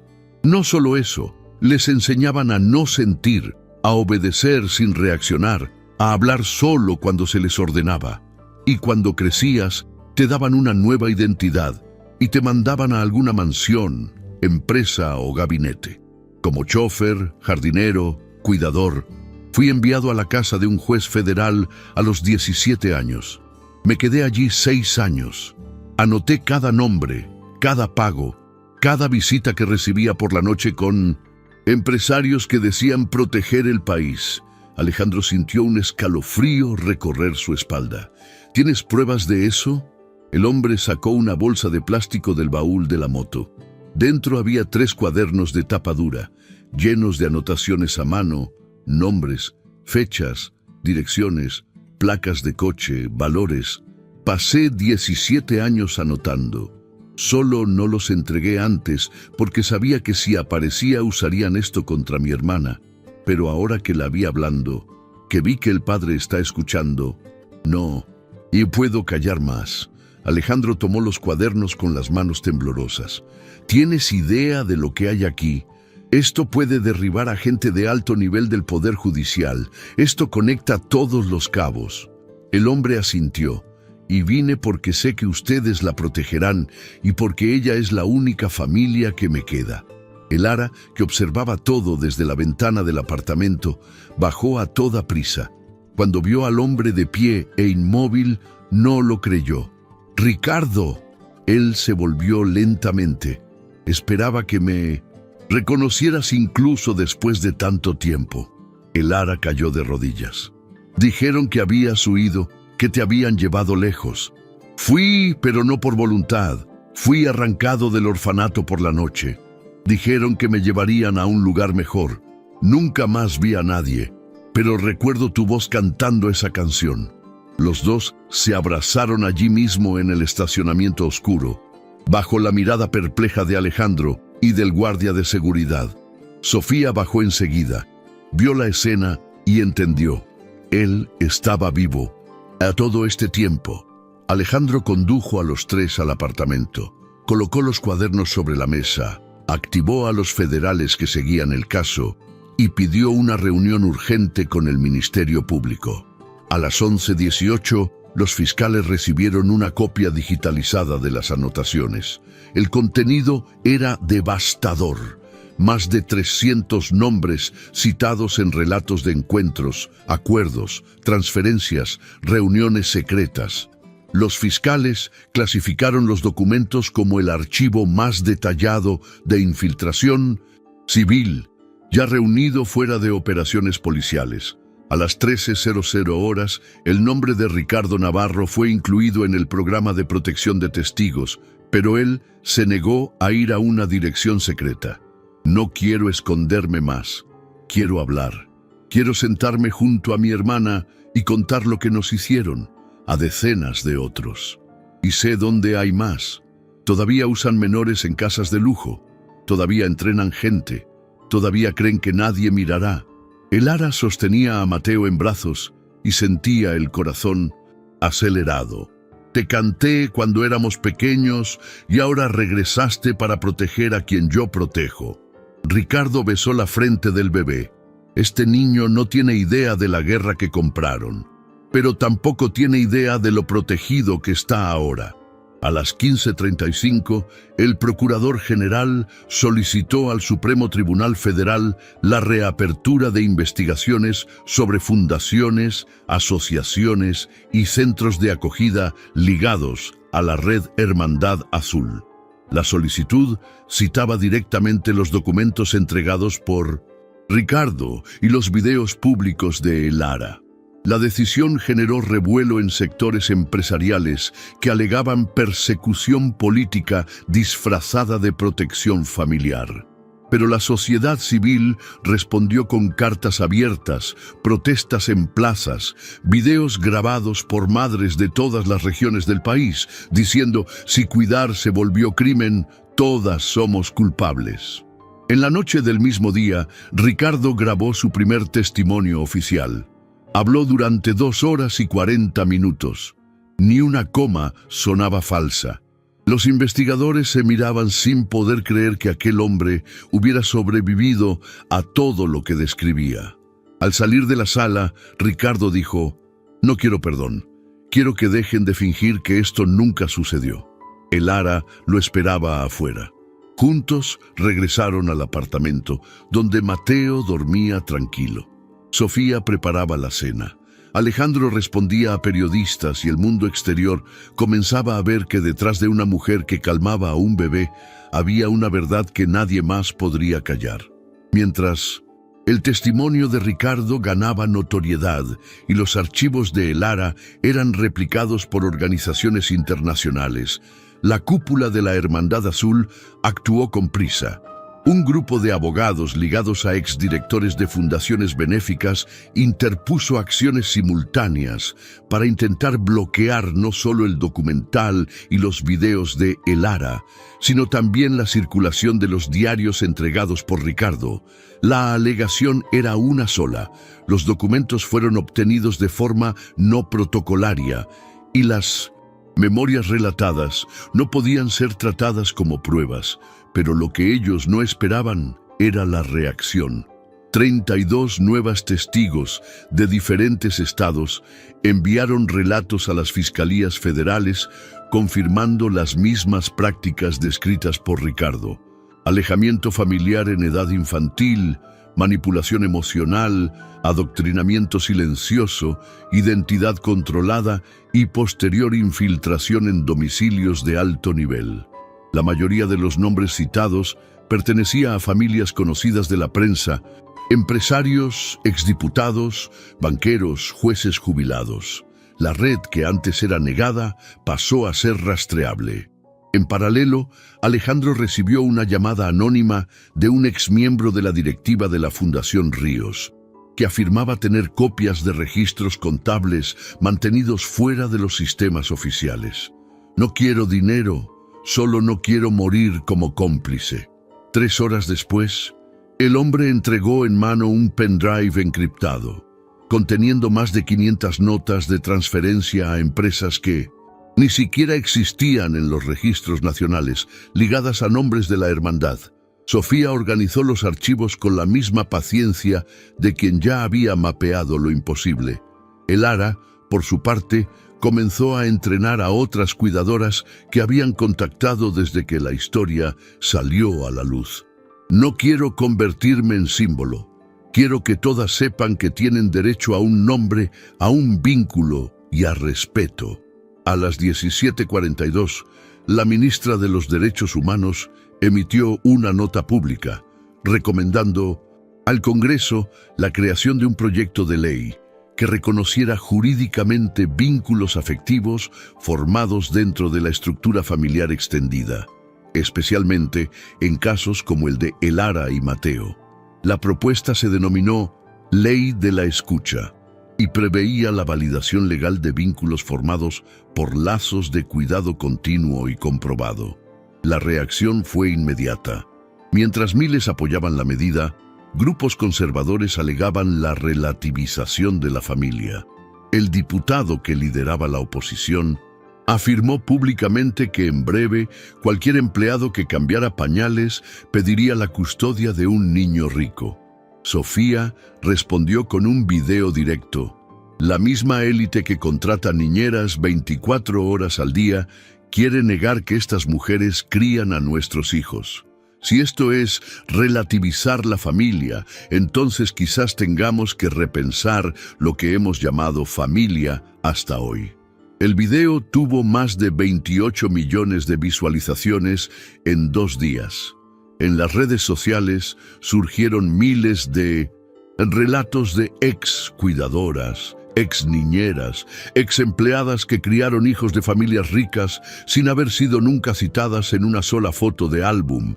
Y entre ellas, muchas dijeron: yo también fui el Ara, solo que nunca tuve quien me escuchara. Alejandro recibió invitaciones de 4 universidades para relatar el caso. Rechazó todas. Dijo solo: quien tiene que hablar es quien cuidó, no quien heredó. A las 20:00 horas, mientras organizaba los datos recibidos en el nuevo pendrive, Ricardo encontró una carpeta escondida dentro de otra. Al abrirla, descubrió videos de entrenamientos internos de la Hermandad Azul, grabados entre 1999 y 2002. Las imágenes mostraban a niños de 8 a 12 años siendo instruidos a repetir frases como nunca llorar, nunca apegarse, obedecer en silencio, reconocer rostro de poder. Era de su mano. La Fiscalía autorizó la difusión restringida de parte de los videos para periodistas especializados. Uno de ellos, en una nota exclusiva, escribió: lo que vimos no es formación, es borrado.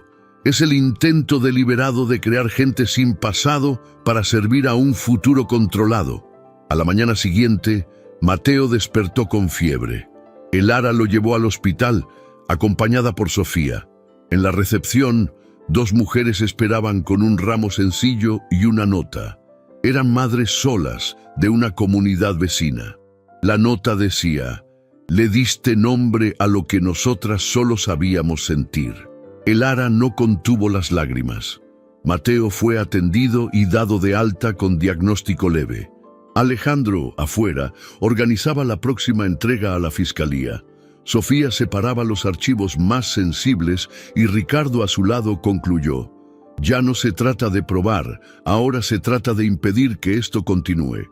Y cuando todos pensaban que el ciclo estaba cerca del final, el teléfono fijo de la casa sonó. Alejandro contestó. La voz era metálica, filtrada. Ustedes abrieron una puerta, pero aún no entendieron el tamaño de lo que hay detrás. El niño es solo la punta, el objetivo real es quien se atreve a escuchar. Alejandro sostenía el teléfono con fuerza, intentando descifrar la voz artificial que salía del otro lado de la línea. El objetivo real es quien se atreve a escuchar, repitió mentalmente con la respiración entrecortada. El Ara, Sofía y Ricardo estaban en la sala en silencio, solo esperando su reacción. ¿Quién habla?, preguntó. La llamada fue terminada sin respuesta. Sofía se acercó. ¿Qué era? Amenaza, y bien clara. Ellos están diciendo que el objetivo ahora eres tú.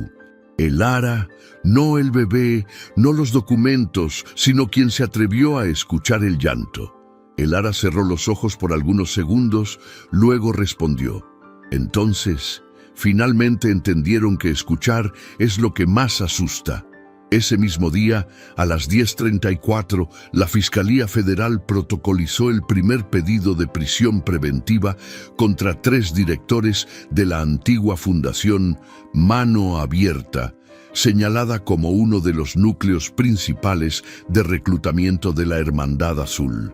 Los nombres venían siendo citados en los 1900 diarios de Ricardo, en las cartas encontradas por Sofía y en los correos electrónicos encriptados liberados por Alejandro. El país asistía a un proceso judicial sin precedentes. Familias tradicionales involucradas en crímenes silenciosos ejecutados con apariencia de filantropía y amor al prójimo. A las 11:00, un portal de extrema derecha publicó una nota diciendo que el Ara era financiada por un grupo internacional para desestabilizar familias conservadoras. La nota usaba fragmentos editados de videos, frases fuera de contexto, fotos antiguas de ella aún en el orfanato.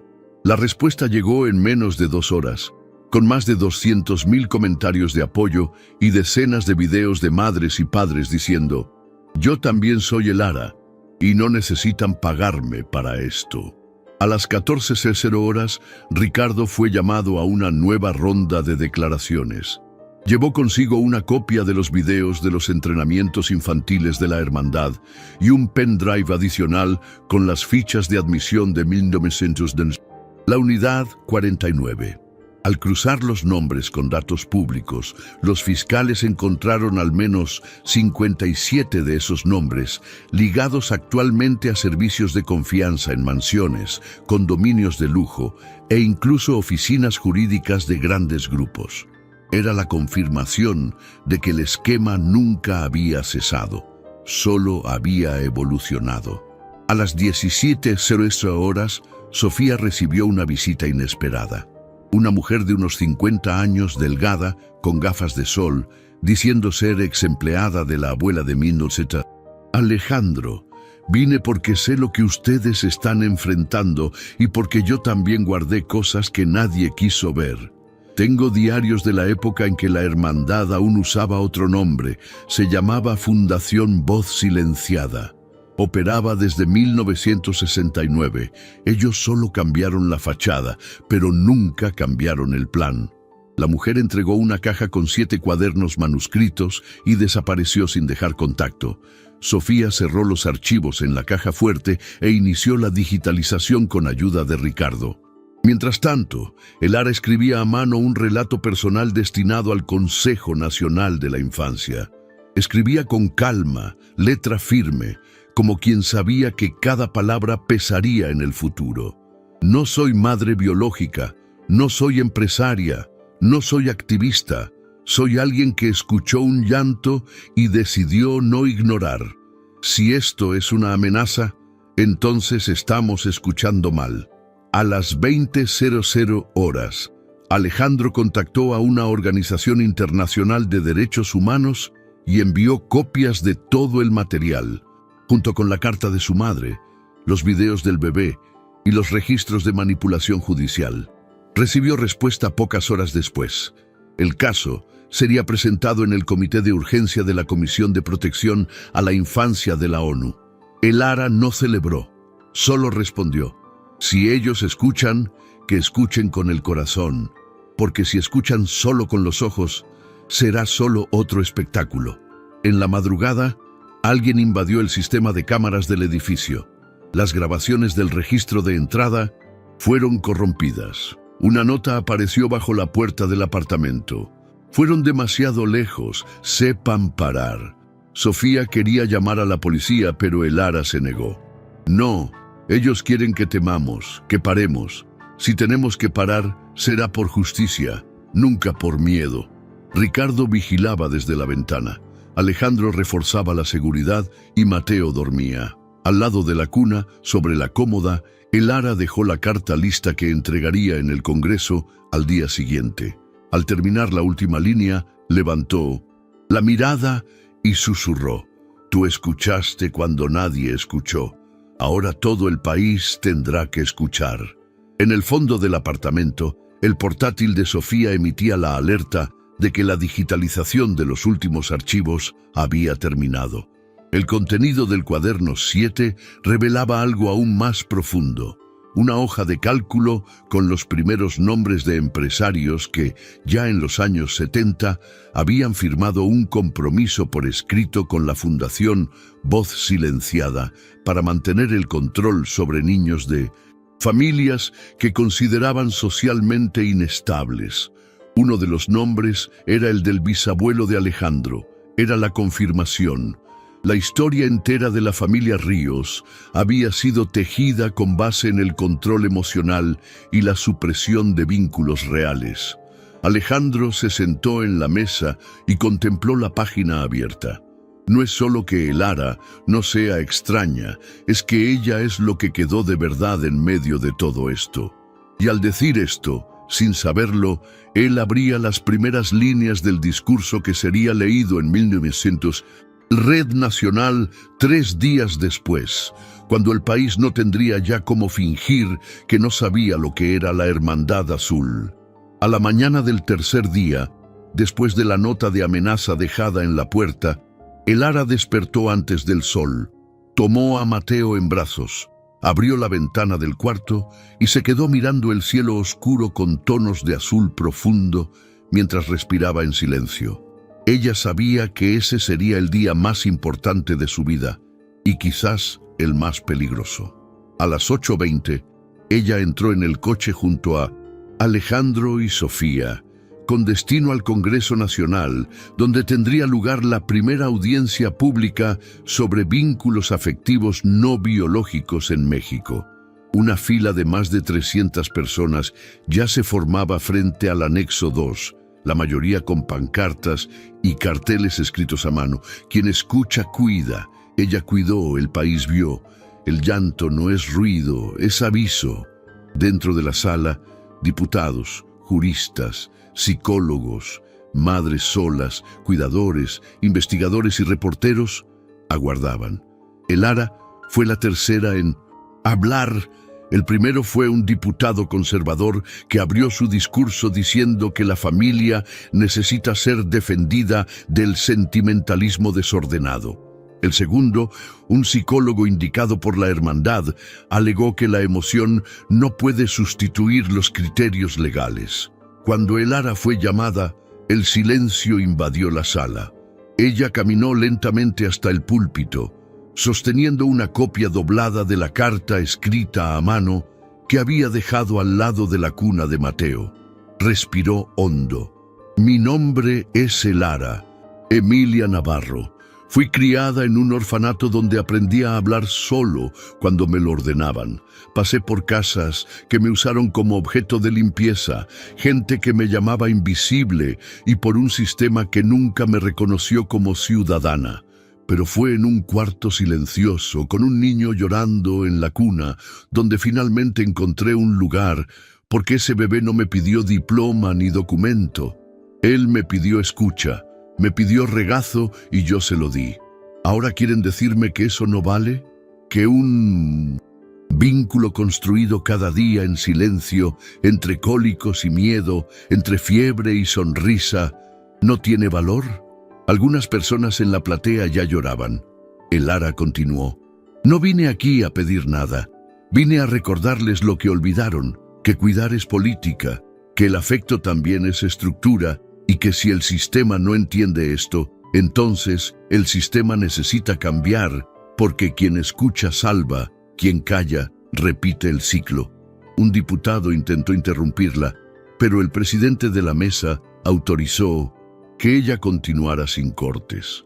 Hoy cuido de un bebé que nació en una familia rica, pero que habría crecido en silencio si no fuera por una mujer como yo, sin apellido, sin herencia, sin poder. Y él me escuchó, porque un niño no aprende por el nombre, aprende por la presencia.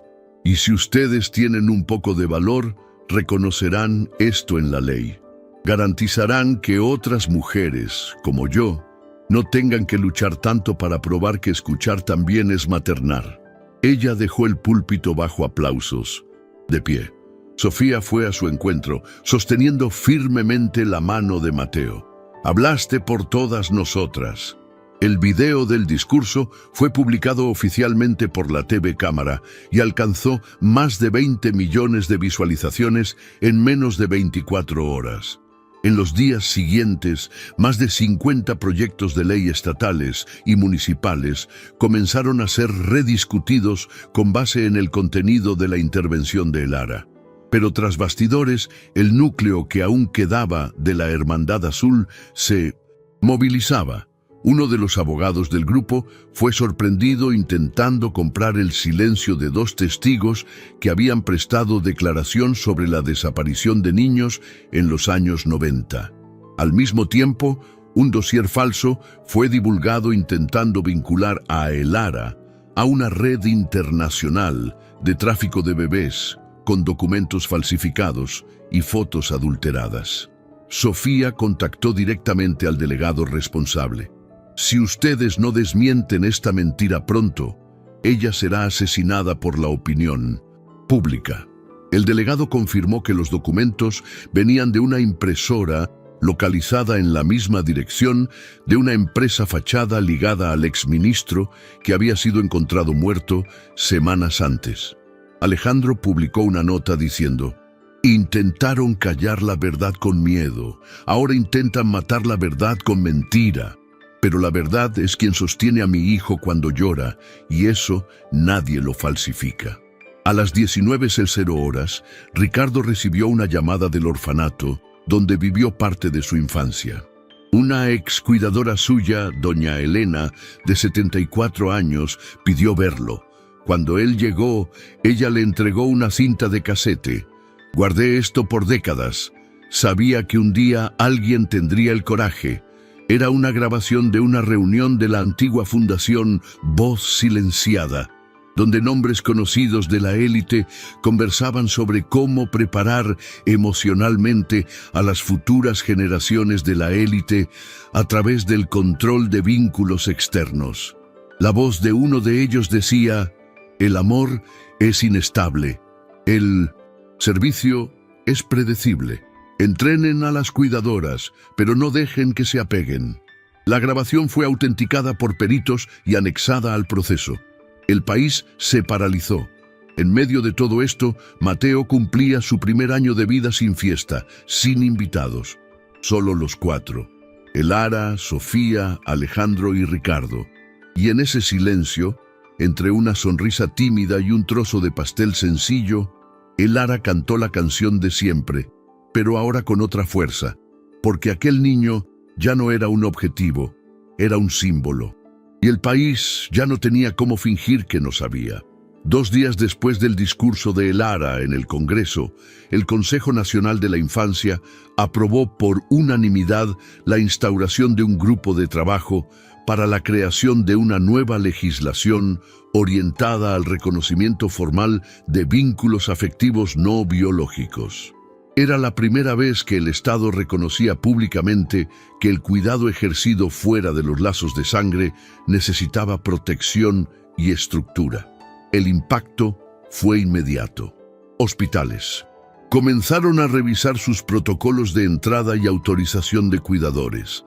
Escuelas pasaron a incluir la referencia afectiva en los registros de alumnos. Pero mientras el país respiraba la idea de un cambio real, la Hermandad Azul articulaba su último intento. A las 7:00 de la mañana de un martes, agentes de la Policía Federal encontraron en un edificio abandonado en el interior de Jalisco documentos que indicaban que al menos 29 niños desaparecidos entre los años 1991 y 2007 habían pasado por un sistema de adopción clandestina coordinado por miembros del grupo. El descubrimiento llevó al mayor escándalo de la historia de la asistencia social del país. Nombres de magistrados, médicos, asistentes sociales y hasta artistas fueron mencionados en documentos internos, hojas de cálculo y memorandos. Entre los archivos, una carta escrita por una de las niñas que habían sido separadas de su familia y enviada a un director de la Fundación Voz Silenciada, decía: yo solo quería alguien que me escuchara. La frase fue estampada en la portada de todos los periódicos al día siguiente. Elara, Sofía y Alejandro fueron invitados a participar en un evento de emergencia de la ONU con foco en la infancia y la reparación institucional. La invitación no era solo simbólica, era un reconocimiento. En el evento, Elara habló en nombre de miles. Lo que me pasó no fue un error, fue política. Decidir quién escucha y quién calla siempre fue una herramienta de poder. Y por décadas, mujeres como yo fuimos tratadas como extensiones del mobiliario. Pero nosotras éramos el centro, porque quien cuida sostiene, y quien sostiene tiene derecho a ser reconocido. Tras su intervención, una moción fue firmada por 27 países exigiendo investigación sobre redes privadas de control infantil disfrazadas de asistencia. México se convertía, sin querer, en referencia de cómo desmantelar el silencio. Mientras tanto, En el país, la Fiscalía General requirió la federalización de todos los procesos ligados a la Hermandad Azul, garantizando que ninguno de ellos fuera juzgado en las jurisdicciones donde actuaban los acusados. La estructura comenzaba a desmoronarse. A las 16:00 horas, Sofía publicó un video con Alejandro y Elara en casa, sentados a la mesa con Mateo en brazos. Sofía hablaba, mirando directamente a la cámara. No somos una excepción, solo somos los primeros en hablar en voz alta. El video fue compartido por celebridades, educadores, médicos, madres y cuidadores. La frase se convirtió en lema. Y la verdad es que México ya no quería volver a fingir. Mientras tanto, Ricardo, ahora oficialmente protegido y con identidad pública, lideraba un proyecto nacional de mapeo de sobrevivientes de instituciones clandestinas. Ya habían identificado a más de 140 personas, todas con relatos similares de control emocional, adoctrinamiento afectivo y entrenamiento silencioso para servicios de confianza. Una de las historias más impactantes era la de una mujer llamada Clara, hoy con 47 años, que trabajó como niñera en 13 casas diferentes y solo se dio cuenta de que formaba parte de algo más grande cuando vio el video de Elara. Aquello me despertó. Yo también fui entrenada para callar.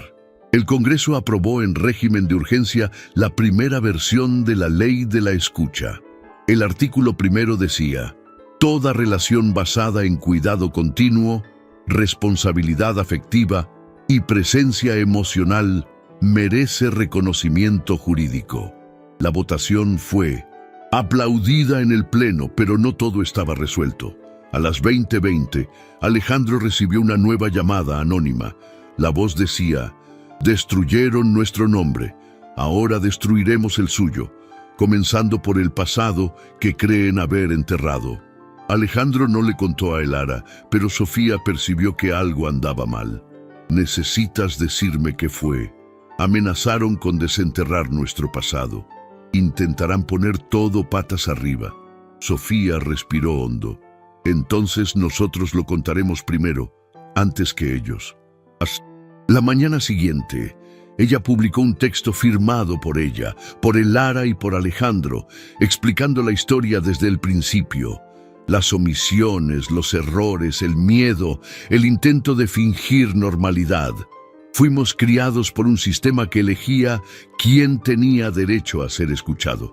Y ahora nosotros estamos eligiendo escuchar de vuelta, aunque duela. Las palabras conmovieron al país, pero lo que vendría en las próximas horas no estaba en los planes de nadie. Un periodista de investigación reveló que uno de los mayores financiadores de la Hermandad Azul aún estaba activo y su nombre jamás había aparecido. Era el mayor accionista oculto de una empresa de tecnología de seguridad que atendía a más de 40 municipios. Un hombre con conexiones en 3 países, dueño de más de 50 empresas fachada, y como se descubrió en las últimas páginas de los diarios de Ricardo, era el responsable de la creación de la Unidad 49.